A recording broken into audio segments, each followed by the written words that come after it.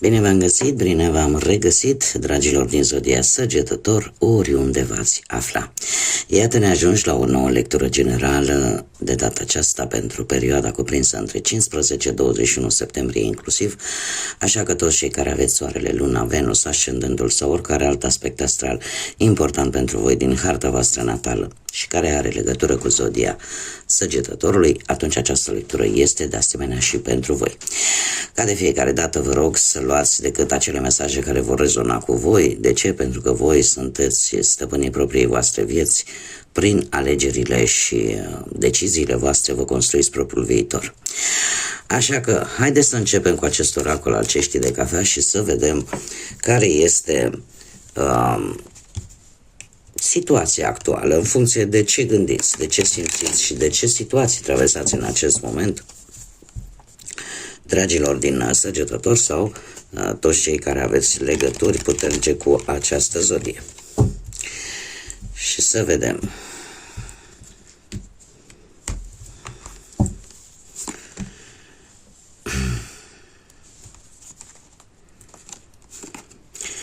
Dragilor, nu știu dacă ați primit de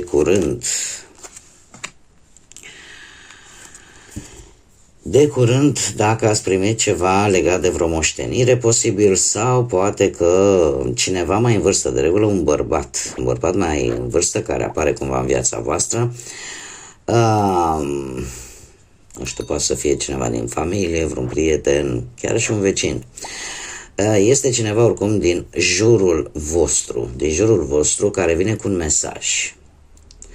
Care vine cu un mesaj legat poate de o anumită proprietate, de o anumită moștenire sau sunteți într-o perioadă în care cumva visele cu cei care nu se mai află în acest câmp terenal și se află într-un câmp astral,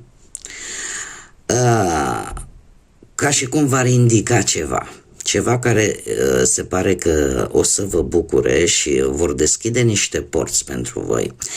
Oportunități legate de mai multe aspecte ale vieții, acum depinde de fiecare ce aspect anume îl interesează, dar se vor deschide, veți avea parte de o cooperare foarte bună, de o bucurie foarte bună, foarte mare, pentru că se vor deschide niște porți pentru voi, dragilor, legate de, cum am mai spus, posibil de o proprietate sau pur și simplu se deblochează ceva. Da? Vine o nouă etapă în viața voastră prin deblocarea unor lucruri care v-au cam ținut țintuiți în ultima perioadă. E ca și cum ați atrage o karmă mai bună. O energie foarte bună pe care o primiți din partea unui personaj din jurul vostru.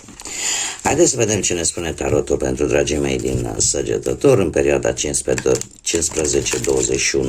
septembrie, ce vine pe plan profesional, financiar sau sentimental în această săptămână.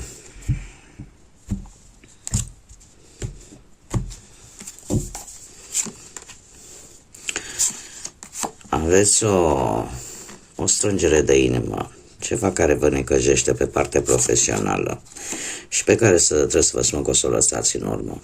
O să o lăsați în urmă și e posibil ca anumite zodii de apă, rac, pești sau scorpion să vă și ajute oarecum, să fie cineva mai în vârstă, cineva care știe să asculte, care știe să, cum să spun eu, să te ajute în așa fel încât să găsești ceva de muncă, mai ales pentru cei care vor, dacă nu deja au pierdut, poate postul, jobul sau au fost nevoie să plece din jobul respectiv sau să lase afacerea respectivă. 6 de spade îmi vorbește tare mult de tranziție, e adevărat, nu este o tranziție foarte ușoară, dar asta nu înseamnă că nu veți lua deciziile, da? Pentru că e posibil ca unii dintre voi să aveți un ascendent într-o zodie de apă, rac, pești sau scorpion și atunci deciziile voastre sunt unele foarte, cum să spun eu, niște decizii care vor avea rezultate relativ mai încet, dar sigure. Da? Sunt niște decizii calculate, sunt niște decizii care, eu aș spune că și un pic intuitive, impulsionați de intuiție. Sunt proiecte care vor evolua încet, dar sigur. Există posibilitate de avansare. Cred că probabil, nu știu, singura atenție, ca să spun așa, este doar să rămâneți cu acele oferte ferme, avantajoase. Este într-adevăr ceva care lași în urmă. Este ceva care lași în urmă, ceva ce te-a rănit, ceva care ți-a creat o stare destul de dureroasă, de decepție, aș spune. Nu știu, poate că un post care ți s-a promis, dar nu s-a concretizat, poate vreo trădare pe la job sau vreo concediere. Cert este că aceste lucruri le vei lăsa în spate și te vei canaliza către nouă etapă. Pe plan financiar, interesant, aglomerație mare aici. Pe plan financiar, dragilor, îmi apar zodii de pământ, Taur, Fecioară, Capricorn, cu mențiunea că zodia Taur se repetă de 2 ori și, de asemenea, încă o dată zodii de apă, Rac, Pești sau Scorpion. Situația pe partea banilor este destul de bună, o fază de extindere, sunteți mult mai organizați, mult mai autoritari, nu mai lăsați ca nimic să vă scape și e posibil să aveți o reușită financiară în urma unui proces legal, în urma unei judecăți. Posibil și acest lucru. Dacă nu, așa cum am mai spus, partea materială este una foarte importantă pentru voi. Sunteți destul de stabil pe partea asta banilor, iar această regină de cupe vine cu ideea că o veste bună care ajunge la voi și care vă va ajuta pe voi să găsiți soluții pentru a îmbunătăți și mai mult această parte materială. Probabil că este importantă relația cu o persoană, fie el asociat sau familiar, care îți dă idei bune, ca să zic așa, sau care are un rol important din punct de vedere financiar pentru voi. Dar, din câte văd aici, lucrurile merg în direcția bună și sunt șanse de expansiune. Pe plan sentimental, cei care sunteți deja într-o relație, am aici zodia Leu și zodia Gemeni. Dragii mei, la voi situația este destul de bună, există o comunicare destul de înțeleaptă în relația, în sânul relației voastre. Sunt momente foarte senzuale, momente foarte pasionale în relație, există răbdare, există romantism, există acea răbdare interioară și acea comunicare foarte bună.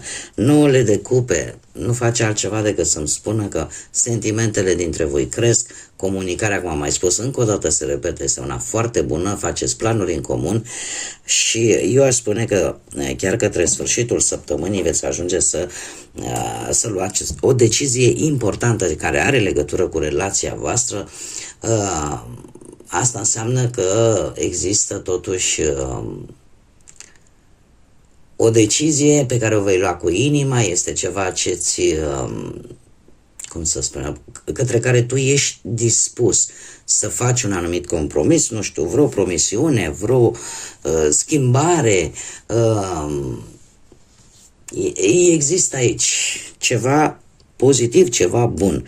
Nu știu, pentru unii poate care sunteți într-o relație, dar nu ați oficializat-o și vă decideți, dom'le, vreau să oficializez această relație, sunteți de comun acord, este ceva mutu între voi.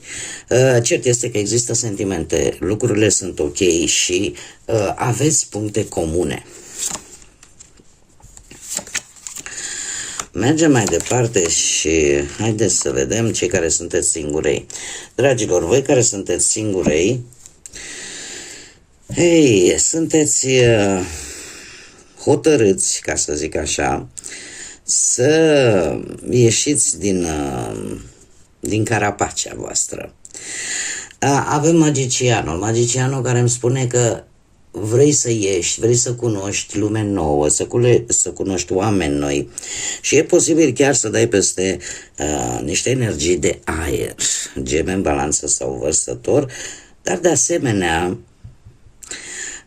pot fi și energii de apă, nu știu, predomină zodiile de apă în lectura voastră, Rac, Pești sau Scorpion, dar revenind, această regină de spade ne vorbește tare mult, în primul și în primul rând ne poate vorbi de energia unei persoane adulte, severe în gândire, o persoană independentă, o persoană care într-un fel sau altul are niște puncte de vedere așa pe care și le expune foarte direct și asta face ca probabil ceilalți din jur să se cam sperie. Acum, e posibil ca și voi să aveți în harta voastră natală planete precum Luna, Venus sau chiar ascendentul într-o zodie de aer și voi să fiți cei care într-un fel sau altul pentru a vă apăra de viitoare dezamăgiri pe partea asta sentimentale să fiți un pic mai reci, așa, să fiți un pic mai să arătați o față care face ca ceilalți să fie un pic să bată în retragere. Acum, desigur, poate fi vorba și de cineva din familia voastră, că e o mamă, că e o soacră, că e o soră, da? Care, într-un fel sau altul, să fie complice oarecum la o viitoare întâlnire cu cineva mai tânăr decât voi, cu cineva care este, cum să spun eu, este oarecum și un pic, are și un caracter așa mai copilăros, mai distractiv, mai pus pe șotii, dar care, cum să zic eu, ar promite o viitoare relație serioasă. Dacă nu vorbim de acest lucru, dragilor, voi se pare că veți fi în această săptămână un pic mai, veți primi o veste bună care vă face să aveți mai multă încredere în voi și pur și simplu să profitați de orice bun moment pentru, nu știu, pentru a vă bucura de viață. Pur și simplu. Dar hotărârea voastră încă de la începutul săptămânii este aceasta de a ieși, de a cunoaște oameni noi, de a vă bucura, pur și simplu. Nu știu dacă influențați de cineva, cum am mai spus, sau pur și simplu, dacă vă recunoașteți pe voi în această descriere, poate că ar trebui să fiți un pic mai deschiși. Intenția este una bună, dar trebuie să fiți un pic mai deschiși și să vă scoateți sentimentele totuși adevărate din interiorul vostru, pentru că lucrul ăsta, starea asta de iceberg,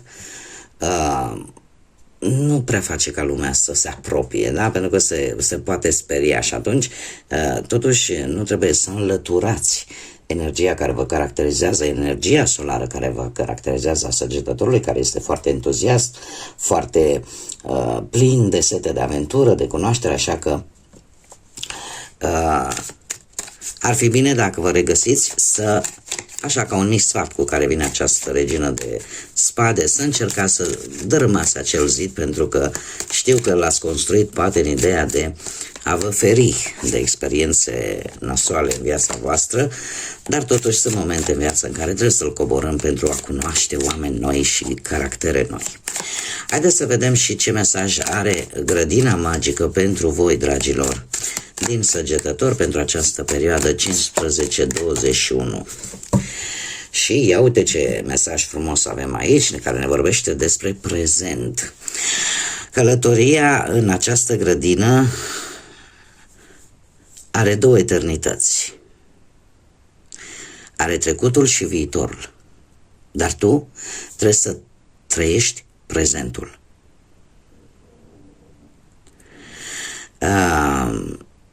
E ca și cum, da, este într-adevăr foarte interesant, pentru că spune felul următor: călătoria în această grădină pentru a scăpa de cele două eternități este trecutul și viitorul. Cumva prezentul poate deveni mâine trecutul sau nu, prezentul de azi poate deveni mâine trecutul de ieri, iar viitorul este acel supus prezent de mâine. Nu știu dacă m-am făcut înțeleasă, dar cam asta este ideea, că de fapt ceea ce este real, ceea ce se poate schimba și ceea ce poate să aducă transformări importante în viața voastră nu se întâmplă nici în trecut, nu ai certitudinea 100% că se va întâmpla și în viitor, dar ai o certitudine atunci când trăiești acum și aici, când trăiești prezentul. Și probabil că de acest lucru va trebui să țineți cont în această săptămână, să trăiți pur și simplu la prezent, acum și aici. Bun, dragilor, cam atât am avut pentru voi. Eu vă mulțumesc pentru prezență, sunteți minunați ca de obicei și mulțumesc tuturor pentru like-uri, mesaje, pentru distribuiri, pentru faptul că vă abonați. Le urez bun venit tuturor celor care sunt proaspeți abonați ai acestui canal. Vă invit pe toți ceilalți, desigur, e un act benevol, e un act pe care vi-l doriți, poate să-l faceți, acela de a vă abona, de a nu pierde nicio lectură pe care eu o fac, asta în condițiile în care rezonați cu lecturile mele, vă plac felul în care eu le fac și eu vă aștept cu mare interes și cu mare drag. Bineînțeles, nu uitați de like-uri, de distribuiri și comentarii, pentru că asta mă ajută foarte mult în acest proiect, în dezvoltarea lui și mă incită ca să fac și mai multe lecturi pentru voi.